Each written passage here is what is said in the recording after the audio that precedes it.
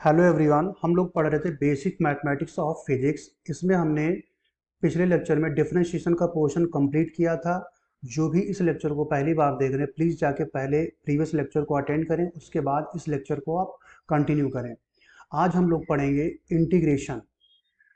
Integration से पहले अगर हम बात करें डिफरेंशिएशन की, डिफरेंशिएशन में हमने ये बताया था कि अगर डिफरेंशिएशन में ये बताते हैं कि अगर मान लो कोई भी बड़ा पार्ट आपको गिवन है, कोई बड़ी बॉडी गिवन है, आपको क्या करना है, उसको छोटे छोटे पार्ट में डिवाइड करना। मान लो ये कोई बड़ा सा पत्थर है, इसको क्या करना है, इसको तोड़ के छोटे छोटे टुकड़े में डिवाइड करना है। ऐसे ही अगर मान लो आपको कोई फंक्शन दे रखा है एफ एक्स, अब इसको क्या करना है, इसको आपको तोड़ना है। तो अगर तोड़ना है तो तोड़ने के लिए क्या करेंगे, हम D by d x operator का यूज करेंगे। यानी कि डिफरेंशिएशन का मतलब होता है किसी बड़ी चीज को छोटे छोटे पार्ट में डिवाइड करना, तोड़ना। ऐसे ही इसी का उल्टा हो जाएगा इंटीग्रेशन में, जोड़ना। यानी कि छोटी छोटी चीजों को अगर मिलाकर आपको बड़ा पार्ट बनाना है तो उसके लिए हम क्या करेंगे, इंटीग्रेशन करेंगे। तो हम कह सकते हैं कि ये क्या होता है, ये डिफरेंशिएशन का उल्टा होता है। डिफरेंशिएशन का मतलब बड़े पार्ट से छोटे पार्ट में डिवाइड करना, और इंटीग्रेशन क्या होगा, छोटे छोटे पार्टों को मिलाकर एक बड़ा पार्ट बनाना। तो वो कहलाएगा इंटीग्रेशन। यानी कि हम बेसिकली यहाँ पे क्या करने वाले हैं, समेशन करने वाले हैं। इंटीग्रेशन में हम समेशन करेंगे फंक्शन का।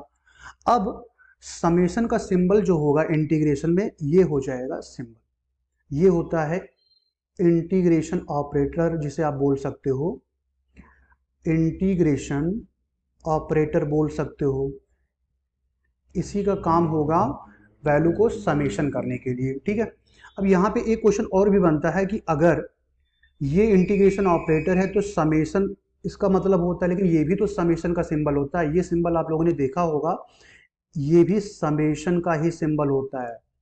तो अब यहाँ पे क्वेश्चन ये आता है कि दो सिंबल आपको दिख रहे हैं, एक सिंबल आपको ये दिख रहा है और एक सिंबल ये दिख रहा है। तो अब यहाँ पे कंफ्यूजन बच्चों को आ जाता है कि कौन सा सिंबल हमें यूज करना चाहिए समेशन के लिए।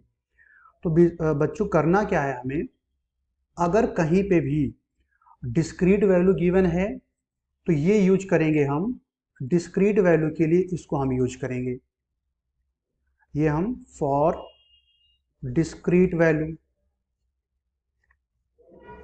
डिस्क्रीट वैल्यू के लिए ये यूज करेंगे। और ये यूज करेंगे हम कंटिन्यूअस वैल्यू के लिए, फॉर कंटिन्यूअस वैल्यू। तो ऊपर वाला हम यूज करेंगे कंटिन्यूअस के लिए और नीचे वाला यूज करेंगे डिस्क्रीट वैल्यू के लिए। अब बात यहाँ पे यह है कि डिस्क्रीट वैल्यू क्या होता है, जैसे मान लो देख लेते हैं डिस्क्रीट क्या होता है। डिस्क्रीट का मतलब होगा अलग अलग। जैसे मान लो कोई भी मासेस गिवन है, सब अलग अलग हैं, तो इसको आप लिख लेना ब्रैकेट में, अलग अलग, अलग अलग। मान लो आपको गिवन है एक मास यहाँ गिवन है, एक मास यहाँ गिवन है, एक यहाँ भी गिवन है, एक यहाँ पे गिवन है। तो अगर मान लें कि चलो ये m1 मास है, ये m2 मास है, ये m3 मास है, ऐसे ये mn मास है। अब इसका पूरे का अगर समेशन करना, मान लेता हूँ कि टोटल मास इनका जो आएगा mt आएगा, तो mt हो जाएगा समेशन ऑफ, यहाँ पे पूरे का हो जाएगा मान लिया समेशन ऑफ dm। तो अब ये क्या करोगे, यहाँ पे आप पूरे का समेशन करके ये आप निकालोगे। तो अब यहाँ पे देखा जाए इस टाइप का जो डिस्ट्रीब्यूशन होगा उसको हम बोलेंगे डिस्क्रीट डिस्ट्रीब्यूशन।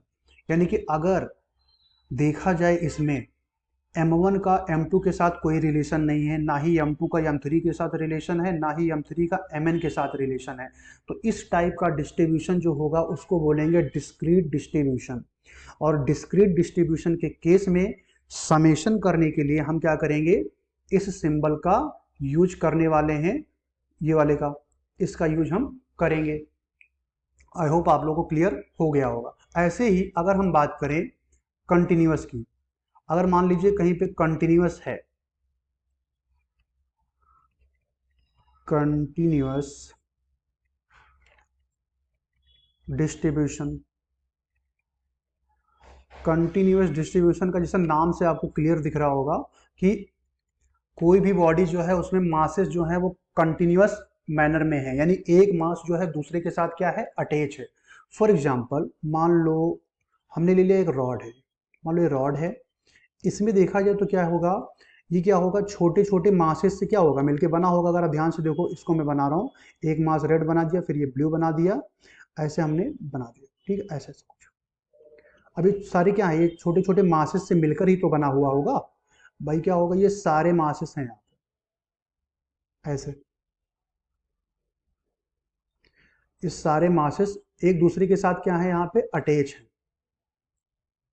अब यहाँ पे देखा जाए तो दो पॉइंट मासों के बीच में कोई भी गैप नहीं है, तो इस टाइप का डिस्ट्रीब्यूशन जो कहलाएगा वो कहलाएगा कंटिन्यूअस मास डिस्ट्रीब्यूशन, ठीक है। और इस केस में अगर मान लें कि इसका लेंथ L है और इसका टोटल मास हमने मान लिया है m है, अब मान लेता हूं कि यहाँ पे एक छोटा सा मास हमने ले लिया है, इसका मास जो है वो dm है। तो अब क्या करोगे, जब टोटल मास आपको लिखना पड़ेगा, m टोटल लिखना पड़ेगा, तो ये हो जाएगा इंटीग्रेशन ऑफ dm, ठीक है। यानी इंटीग्रेशन ऑफ dm जो होगा वही हो जाएगा इसका टोटल मास। यानी कि कंटिन्यूअस में हम क्या करेंगे, इंटीग्रेशन ऑपरेटर का यूज करेंगे समेशन के लिए। तो कंटिन्यूअस में क्या होगा, एक मास दूसरे मास के बीच में कोई भी गैप नहीं होगा, अगर गैप है तो वो क्या हो जाएगा, डिस्क्रीट हो जाएगा। लेकिन रॉड जो होता है या मान लो कोई बॉडी जो है, उसमें क्या होता है, हर एक मास दूसरे मास के साथ क्या होता है, अटैच होता है, यानी अलग अलग यहाँ पे नहीं होगा मास का डिस्ट्रीब्यूशन। इसका मतलब क्या होगा, ये जो होगा मास का डिस्ट्रीब्यूशन यहाँ पे क्या है, लगातार लगातार होगा, ठीक है। लगातार अगर मास का डिस्ट्रीब्यूशन है तो वो कंटिन्यूअस मास डिस्ट्रीब्यूशन कहलाएगा, और उस केस में हम इंटीग्रेशन ऑपरेटर का यूज करेंगे। अगर डिस्क्रीट होता तो वहां पे इस सिंबल का यूज करेंगे, जो अभी हमने बताया था, ये वाला, इस सिंबल का हम यूज करने वाले थे।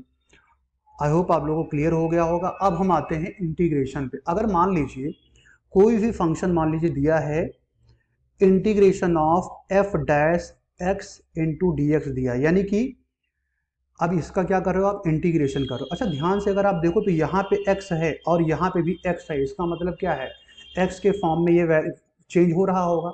तब जब इसका इंटीग्रेशन करोगे तो ये f डैश एक्स का मतलब क्या है, डिफरेंशिएशन। और हमने क्या बताया था कि डिफरेंशिएशन का उल्टा जो होता है वही होता है इंटीग्रेशन।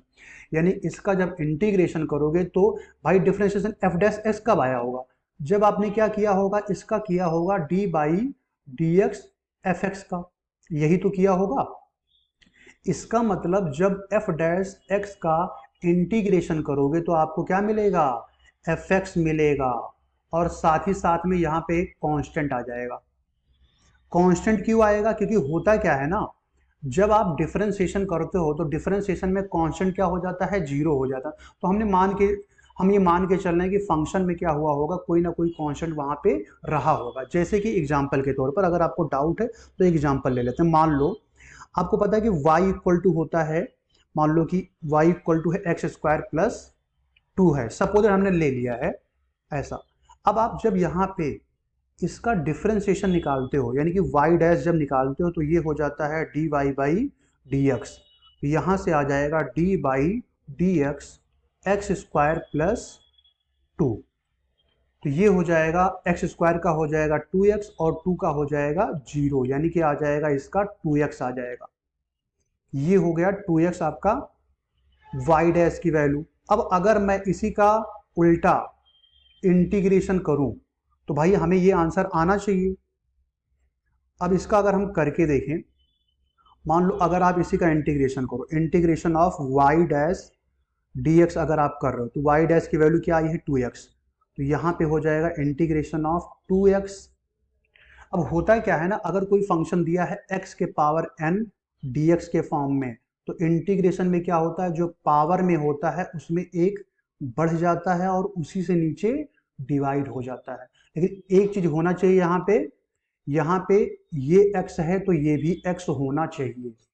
तो x के पावर n dx अगर है, उसका इंटीग्रेशन जब करोगे तो पावर में एक बढ़ जाएगा और जितना पावर में होगा उसी से नीचे डिवाइड हो जाएगा। ये एक फार्मूला है, इसको आपको याद रखना है, ठीक है। अब यही चीज हम यहाँ पे अप्लाई करने वाले हैं।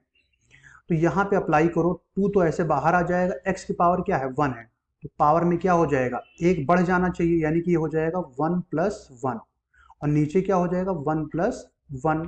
अब ये देखो ध्यान से, 1 + 1 नीचे 2 हो जाएगा, इस 2 से ये 2 क्या हो जाएगा कैंसिल, तो कितना आ जाएगा x² आ जाएगा। और ध्यान से देखो यहाँ पे क्या आया था, यहाँ पे जब आपने डिफरेंशिएशन किया था तो आपकी वैल्यू क्या थी, y = x² + 2 था, लेकिन आपका आंसर क्या आया है x² आया है। इसका मतलब क्या हुआ, इसका मतलब कि आप कोई ना कोई पोर्शन मिस कर रहे हो, और कौन सा पोर्शन मिस कर रहे हो, आप मिस कर रहे हो कांस्टेंट, इसीलिए यहाँ पे c कांस्टेंट लगा दिया जाता है। इसीलिए यहाँ पे इस वाली लाइन में हमने क्या किया है, fx + c लिखा है। c बेसिकली कांस्टेंट रहेगा, हो सकता है डिफरेंशिएशन के दौरान कोई कांस्टेंट रहा हो, वो 0 हो गया हो, इसलिए आपका जब भी इंटीग्रेशन करोगे तो वहां पे एक कांस्टेंट आप ऐड कर दोगे। हाँ, कुछ क्वेश्चन में होगा कि कांस्टेंट को हम लगभग में 0 मान के चलेंगे, लेकिन सही प्रोसेस आपका यही है कि आपको क्या करना चाहिए, इंटीग्रेशन के बाद वहां पे एक कांस्टेंट ऐड करना चाहिए। हो सकता है डिफरेंशिएशन में वो 0 हो गया हो। आई होप आप लोगों को समझ में आ गया होगा। तो इंटीग्रेशन में क्या करेंगे, इंटीग्रेशन जो होता है वो डिफरेंशिएशन का उल्टा होता है, और अगर x के पावर n dx कोई फंक्शन है तो उसका इंटीग्रेशन हो जाएगा x के पावर n + 1 अपॉन n + 1। अब कुछ बेसिक फॉर्मूलेस हम बताएंगे जिसका इंटीग्रेशन डायरेक्ट आपको यूज करना है, उसको आपको याद रखना पड़ेगा। तो लिस्ट में लिखिए बेसिक फॉर्मूले ऑफ इंटीग्रेशन। कुछ बेसिक फार्मूलेज हैं जिसको आपको याद रखना है, ये इंटीग्रेशन में हम डायरेक्ट यूज करेंगे। इसको और भी डिटेल में अगर आपको पढ़ना है तो मैथ वाले स्टूडेंट जो भी जेई वाले हैं वो डिटेल में पढ़ेंगे। नीट वालों के लिए उतना इंपॉर्टेंट नहीं कि बहुत ज़्यादा डिटेल में पढ़ें, बस बेसिक चीज़ें जो मैं बता रहा हूँ इसको आपको याद रखना है। इसको हम आगे जब चैप्टर हमारा स्टार्ट हो जाएगा तो उसमें हम अप्लाई करेंगे। तो देखते हैं पहला, अगर मान लीजिए अभी आपको मैंने बताया कि अगर x के पावर n dx है तो ये क्या हो जाएगा, ये हो जाएगा x के पावर n + 1 अपान में हो जाएगा n + 1। पावर में जो भी होगा उसमें एक ऐड हो जाएगा और उसी से नीचे डिवाइड हो जाएगा। फिर यहाँ पे एक कांस्टेंट भी आ जाएगा। कभी कभी हम नहीं भी लिखेंगे तो कंफ्यूज मत होइएगा, x के पावर n + 1 अपान n + 1 भी हो सकता है। ऐसे ही अगर integration of sine x dx की बात करें, जैसे अगर हम बात करें cos x का, आपने पढ़ा होगा कि अगर हम cos x का डिफरेंशिएशन करते थे तो क्या आता था, ये आता था -sin x। तो बेसिकली sin x का भाई इंटीग्रेशन क्या होता है, डिफरेंशिएशन का उल्टा होता है। इसका मतलब जब sin x का डिफरेंस इंटीग्रेशन करोगे तो cos की जगह cos तो आएगा, sin का उल्टा cos हो जाएगा, लेकिन माइनस भी आएगा क्योंकि यहाँ पे माइनस है। तो इसका आंसर हो जाएगा -cos x + c कोई कांस्टेंट हो जाएगा। जो भी आपने डिफरेंशिएशन में किया है उसी का ये रिवर्स हो जाएगा। ऐसे ही अगर बात करें इंटीग्रेशन ऑफ cos x का, तो इंटीग्रेशन ऑफ cos x जो होगा वो हो जाएगा sin x, और एक कांस्टेंट भी वहां पे ऐड हो जाएगा। अगर मान लीजिए आपको दिया है कोई फंक्शन इस फॉर्म में, इंटीग्रेशन ऑफ 1/x × dx दिया है, तो 1/x का इंटीग्रेशन जो होगा ये हो जाएगा log x बेस e, और एक कांस्टेंट आ जाएगा। ये सारी चीज़ें आपको याद रखना है। अगर मान लीजिए आपको दिया है इंटीग्रेशन ऑफ x × dx, तो ये हो जाएगा e के पावर x + c। जैसा डिफरेंशिएशन में करते थे वैसे इसमें भी करेंगे। तो डिफरेंशिएशन में भी आपको बताया था कि e के पावर x का जब डिफरेंशिएशन करोगे तो e के पावर x ही आएगा। सेम प्रोसेस यहाँ पे भी होगा, e के पावर x ही रहेगा, बस एक कांस्टेंट वहाँ पे ऐड हो जाएगा। अच्छा, साइड में अगर हम लिखना चाहें तो लिख सकते हैं कि अगर आपने साइन एक्स का जब आपने डिफरेंशिएशन किया था तो क्या आया था, तब यहाँ पे आया था कॉस एक्स। और जब आपने डी बाई डी एक्स किया था लॉग एक्स का, तब क्या आया था, तब आया था 1/x, इसीलिए हमने ये किया है।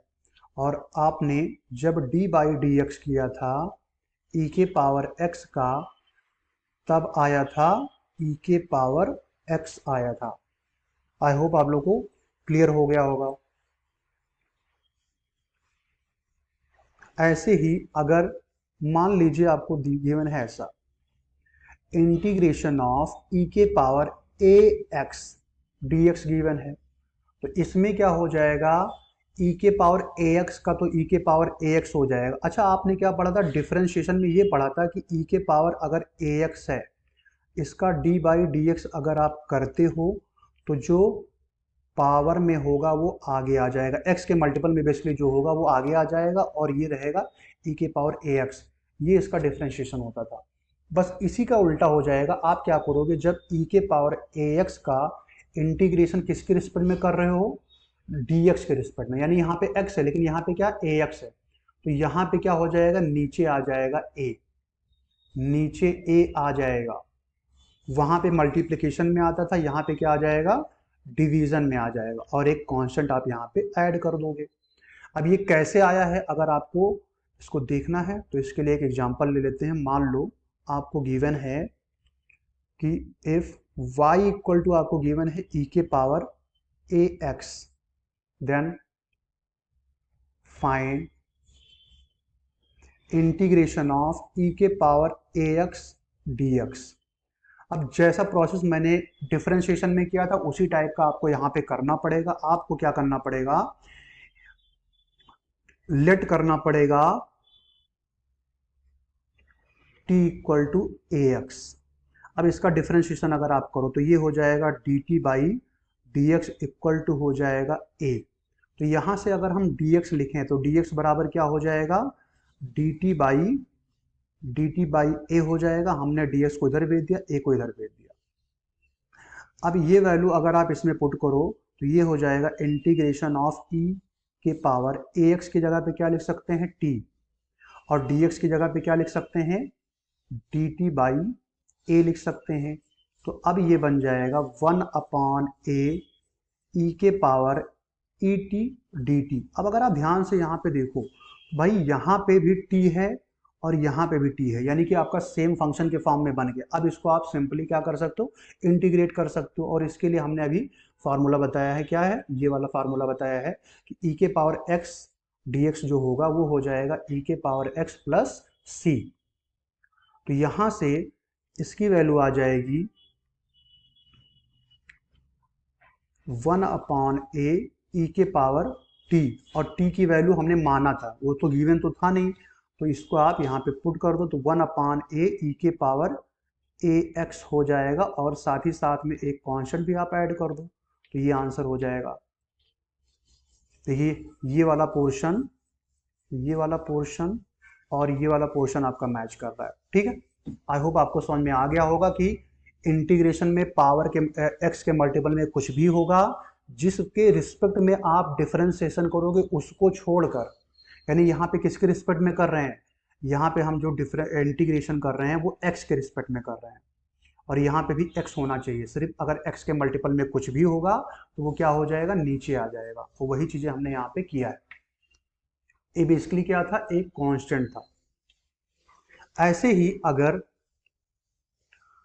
यही चीज अगर मैं आपसे बोलता कि मान लो आपको दिया है, आपको निकालना है इंटीग्रेशन ऑफ साइन 2x निकालना है, मान लो ax निकालना है या 2x निकालना है, बात एक ही है।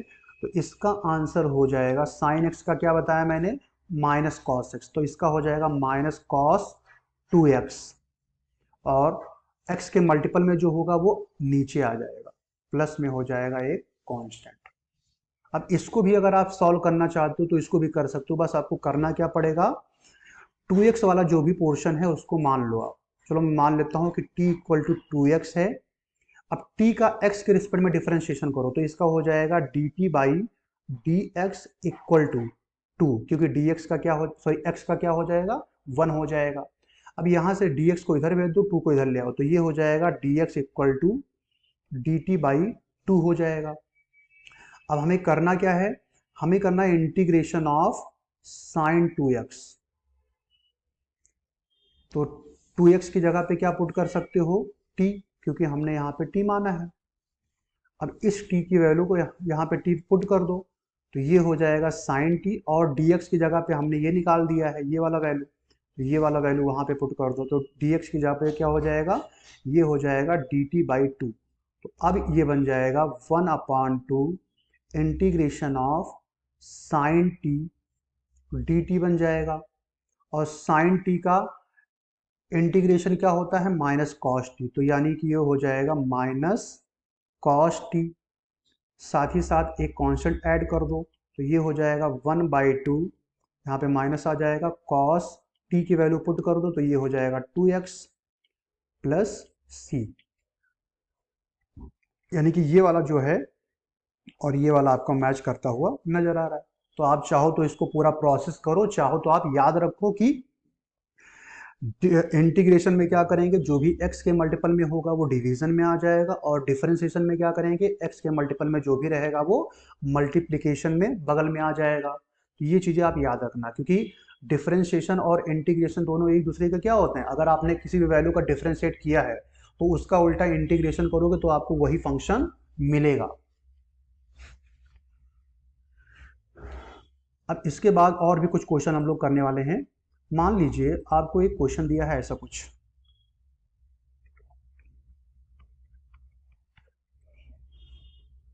आपसे बोला है कि फाइंड इंटीग्रेशन ऑफ x के पावर 9/2 इंटू डी एक्स, इसका आपको निकालना है इंटीग्रेशन। तो अभी आपको मैंने बताया था कि इंटीग्रेशन ऑफ x के पावर एंड dx अगर है तो वो हो जाएगा x के पावर n+1 अपॉन में n+1 प्लस c हो जाएगा, यानी पावर में जो भी होगा उसमें एक जुड़ जाएगा।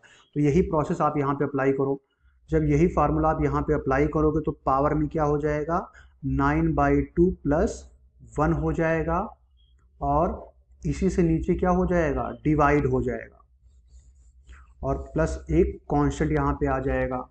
तो इसका आंसर हो जाएगा x के पावर, ये 2 से क्रॉस मल्टीप्लाई करोगे तो ये हो जाएगा 11/2, 11/2 हो जाएगा, और नीचे आ जाएगा 11/2 प्लस c। तो इसको आप थोड़ा और सॉल्व करो तो ये हो जाएगा 2/11 x के पावर 11/2 प्लस c। तो ये हो जाएगा आपका फाइनल आंसर। आई होप आप लोग को समझ में आ गया होगा। अब मान लीजिए अगर मिक्सअप हो कुछ इस टाइप का, सपोज दैट आपको गिवन है ऐसा कुछ, integration of x square minus cos x plus 1/x ऐसा गिवन है इनटू डी एक्स, इसका इंटीग्रेशन आपको करना है। तो आप क्या करोगे, जैसे डिफरेंशिएशन में हम क्या करते थे कि अगर मान लो एडिशन या सब्ट्रैक्शन में होगा तो डिफरेंशिएशन सब में क्या हो जाता था, डिवाइड हो जाता, मतलब डिस्ट्रीब्यूट हो जाता था। सेम प्रोसेस यहाँ पे भी करेंगे। यहाँ पे इसको हम ऐसा लिख सकते हैं, integration of x square D x minus integration of cos x d x plus integration of 1/x D x, ऐसा लिख सकते हैं। और साथ ही साथ एक यहाँ पे कांस्टेंट आ जाएगा। तो एक्स स्क्वायर डी एक्स का मतलब क्या है कि जो भी पावर में होगा उसमें आप क्या कर दोगे, एक बढ़ा दोगे, तो ये हो जाएगा एक्स के पावर 2+1/2 प्लस 1। कॉस एक्स का क्या होता है, साइन एक्स, क्योंकि आपको पता है कि साइन एक्स का डिफरेंशिएशन क्या होता था, कॉस, तो कॉस का क्या हो जाएगा, यहाँ पे हो जाएगा साइन, तो ये आ जाएगा साइन एक्स, डायरेक्ट लिख देता हूँ, ठीक है। अब आपको पता है कि log x का डिफरेंशिएशन क्या आता था भाई, डिफरेंशिएशन जब आप करते थे dy/dx, जब आप करते थे log x का, तब क्या आता था, ये आता था 1/x। वो यहाँ पे क्या लिख सकते हो, यहाँ पे आप लिख सकते हो log x, यहाँ पे आप log x लिख सकते हो, log x बेस ही हो जाएगा प्लस c हो जाएगा। तो आपका आंसर आ जाएगा x के power 3/3 minus sine x plus log x base e plus c। तो ये हो जाएगा आपका फाइनल आंसर। आई होप आप लोगों को समझ में आ गया होगा। अब इस पर और भी क्वेश्चन हम लोग प्रैक्टिस करेंगे अगले लेक्चर में। तब तक के लिए tata bye bye, thank you everyone.